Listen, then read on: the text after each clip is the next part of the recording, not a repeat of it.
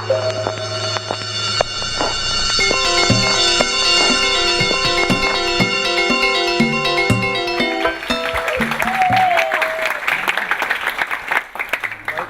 saya Onte, kalau di Kendari ongkos PT-PT.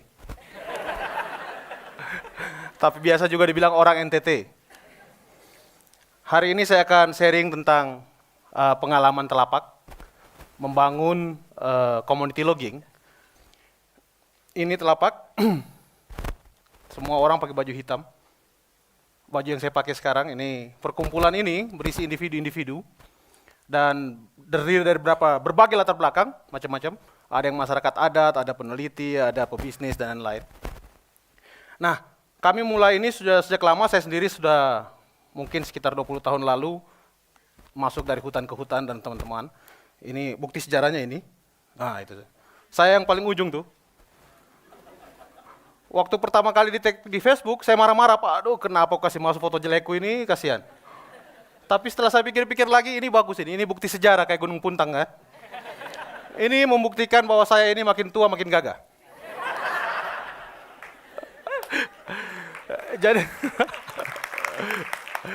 Jadi saya kira underground understanding, jadi pengalaman di hutan ini membawakan pengalaman-pengalaman yang baik. Saya kira saya beruntung karena punya pengalaman-pengalaman underground, grassroots, tapi juga diberikan kesempatan untuk tampil di event-event yang besar. Ini foto saya ambil di Davos tahun 2010. Waktu itu saya juga ada ceritanya nih, grassroots-nya masih ada. Jadi saya waktu itu jengkel banget nih dengan orang di sebelah kiri saya kan, orang mau berfoto dengan Muhammad Yunus, kok dia datang lagi berfoto-foto, siapa ini? Nah, siapa foto ini? Nah, terus di-tag lagi di Facebook, terus teman saya bilang, kamu ternyata sudah berfoto sama idola kita ya? Memang saya pembaca buku yang saya sukai, buku-buku Paulo Coelho. Terus kapan itu saya foto sama Paulo Coelho? Itu yang sama Yunus. Oh, ternyata orang ini Paulo Coelho. Hampir salah. Saya suka alkemi, suka macam-macam, tapi nggak tahu mukanya yang mana. Ini mukanya. Hampir aja aku. Ya, jadi pengalaman dari yang paling dasar di hutan-hutan di mana-mana membawa saya berkenalan dengan Indonesia lebih jauh. Tentu kampung-kampung ini, kampung di Indonesia. Kemudian berkenalan dengan anak-anak Indonesia, berkenalan dengan laut Indonesia. Ya, ini yang sangat indah, ini di Raja Ampat. Kemudian berkenalan dengan hutan Indonesia. Tentu saja hutan kita masih baik di beberapa tempat, tapi saya juga ingin sampaikan pesan bahwa hutan kita sudah mulai hancur kiri kanan. Di berbagai tempat, mulai rusak, dibabat, kayunya dicuri. Kemudian ini juga dibuka, mungkin untuk perkebunan sawit dan lain-lain. Log-log kita, kayu-kayu kita dicuri, dibawa keluar. Dulu, dibawa keluar dari Papua, dikasih dokumen palsu Malaysia, kemudian dikirim ke Cina. Dan Cina kemudian mengolahnya dan menjualnya ke US atau Eropa. Sekarang, dibawa keluar dari Papua, dikasih dokumen palsu Filipina, seakan-akan Filipina punya kayu seperti ini, dan kemudian dibawa ke Malaysia, jadi sudah semakin dekat. Kemudian Malaysia mengolahnya dan menjualnya. Jadi kita ini seperti telur mata sapi, teman-teman. Jadi ayam punya telur, sapi punya nama.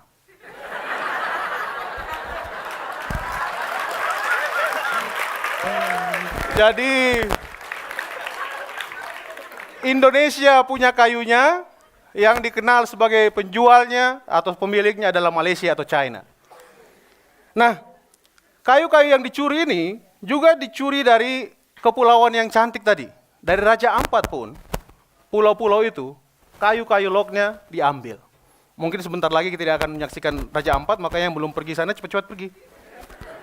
Sebelum hilang kan? Nah, Telapak kemudian bikin operasi illegal logging besar-besaran, dan kemudian yang terjadi adalah operasi seperti ini. Ribuan polisi diturunkan untuk mencari pelaku illegal logging ini. Kami sudah sampaikan data-datanya semuanya. Sayang sekali, yang ditangkap dari hasil ini tidak satupun nama yang kami paparkan sebagai pelakunya. Yang ditangkap justru orang-orang kecil, masyarakat kecil yang ambil kayu 1 batang 2 batang. Ini membuat Telapak berpikir mungkin kita sudah salah kalau hanya melakukan kampanye saja. kita perlu melakukan sesuatu. Maka kita datang kepada para pelaku illegal logging, kita ajak mereka untuk berubah. Ayo Pak, berubah, ayo kita kelola hutan dengan baik, uangnya lebih banyak. Wah, kalau uangnya lebih banyak boleh dong. Gimana caranya? Begini Pak, tidak boleh tebang kayu sembarang, harus kayu yang besar aja ditebang, tidak boleh tebang kayu di pinggir sungai. Woi, terlalu susah itu deh. Tidak. Tapi ini penting Pak, tidak ada yang lebih penting dari kita sekarang selain cari uang untuk makan anak dan istri kami. Tapi Pak, ini merusak ini. Kalau kau larang kita tebang kayu, lama-lama kau yang saya tebang. Ya pokoknya itu tantangannya. Jadi kita gagal. Tapi kemudian kita berpikir, kalau gagal cari cara lain dong. Maka kita menyamar sebagai tukang curi kayu. Ikut mereka di dalam hutan, angkat kayu sambil cerita. Pak, kayu kita ini harganya berapa sih? 600.000. Waduh Pak, kalau di kota berapa? 1 juta. Loh, kok bisa beda? Iya, itu ada tengkulak. Bisa nggak kita jadi tengkulak sendiri? Wah, tapi tidak ada uang deh. Kita patungan toh Pak. Nah, dengan cara-cara di hutan ini, mereka kemudian mulai berpikir. Nah, tapi ya karena kita ini biasa tidur ngorok, jadi kalau tidur di sini kan mengganggu, jadi kita cari tempat tidur lain. Supaya tidak mengganggu bapak-bapak itu kan. Maka carilah tempat tidur lain kita di pinggir-pinggir begini. Ini bukan kuda nil ya. Ini teman saya, kalau videonya di-upload bahaya nanti dia marah. Jadi awal-awalnya ya begini. Orang-orang pada cemburu, pada curiga ya. Pada curiga apa yang mau dibikin. Tapi lama-lama kemudian kita bisa ambil hati mereka. Mereka kemudian ketawa dan mau bergabung. Sayangnya yang awal-awalnya yang mau bergabung yang sudah tua-tua.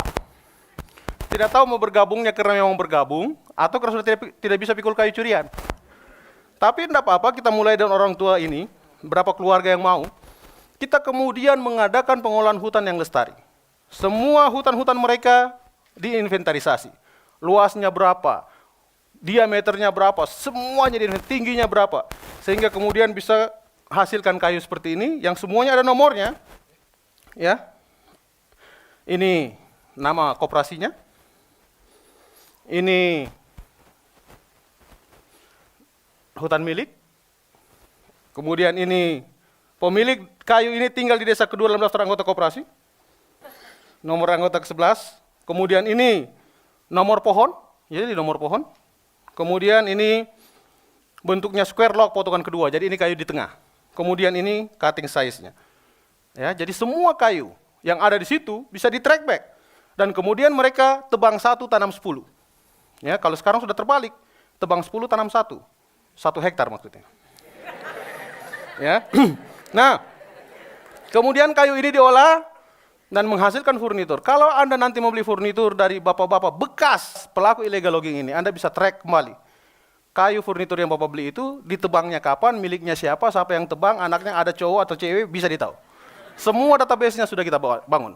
Jadi database secara manual. Oleh karena itu mereka mendapat penghargaan ini dari FSC untuk pengolahan hutan lestari.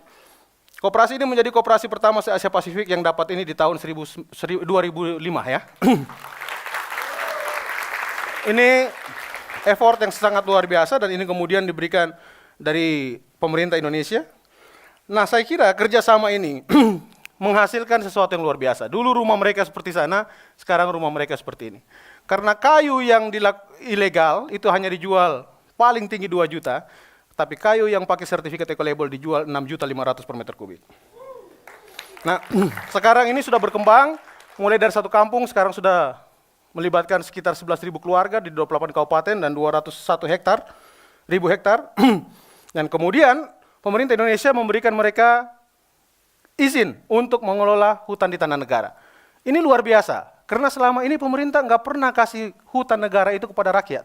Selalu dikasih perusahaan-perusahaan besar yang kelola ya. Ini pertama kali diberikan di Sulawesi Tenggara untuk masyarakat sebesar 4.600 hektar. Nah, walaupun hutannya seperti ini, sudah habis, sudah kosong, apa segala macam, jadi tidak apa-apa bagi kami, yang penting ada pengakuan. Kami akan menghutankan kembali ini, tapi tentu kami lagi berpikir caranya. Nah, cara ini yang saya sedang bawa ke sini. Saya percaya bahwa ini akan berhasil, karena ada pengalaman di Swedia. Ini ada sodra yang dimiliki oleh 51.000 petani, dan mereka bekerja melalui koperasi, membuat sodra ini di tahun 1939, tapi sekarang sudah luar biasa, sodra punya members dan lihat net sales-nya 2,64 billion, dan kemudian menghasilkan pulp sebagai salah satu penghasil pulp terbesar di dunia, satunya juga ada di Indonesia, namanya ada mas-masnya begitu.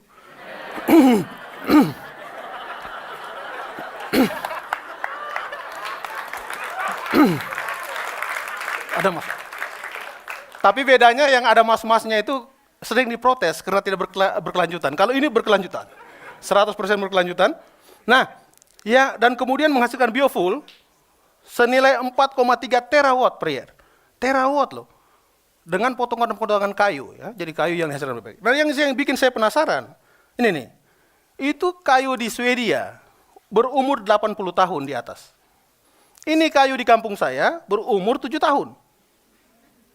Kalau dia 80 tahun baru bisa besar begitu, kita 7 tahun sudah sebesar ini, masa sih kita tidak bisa sekaya dia gitu. Kayaknya Tuhan sudah memberikan semua kepada kita, tapi kita aja yang lalai, tidak kelola lestari. Mereka kelola lestari. Ini kayu jati. Kalau dia kayu sengon, akan lebih besar lagi pada umur 7 tahun. Nah, itu mimpi kami sekarang dan saya ingin menantang teman-teman sekalian. Kami sudah membuat sistem yang baik. Tadi seperti saya bilang, kalau misalnya Mas Arief kasih saya uang 100.000 sekarang, saya bisa datang kepada Mas Arief besok. Mas Arief, kayunya sudah saya tanam di titik koordinat ini oleh Bapak dan Ibu ini nomor kontaknya, bisa cek. Pasti. Dan itu kami sudah bangun sistemnya. Saya juga berpikir kalau itu bisa dilakukan manual, tentu bisa. Ya, sekarang aplikasi ada, lagi antri, tanam pohon, ting. Besok datang email kepada Anda, pohon Anda sudah ditanam oleh keluarga ini, kontak personnya ini, di titik koordinat ini, dan semuanya. Itu sistem kita. Ya, lagi malam minggu, mungkin ceweknya terlalu lama berdandan, tanam pohon Iya kan?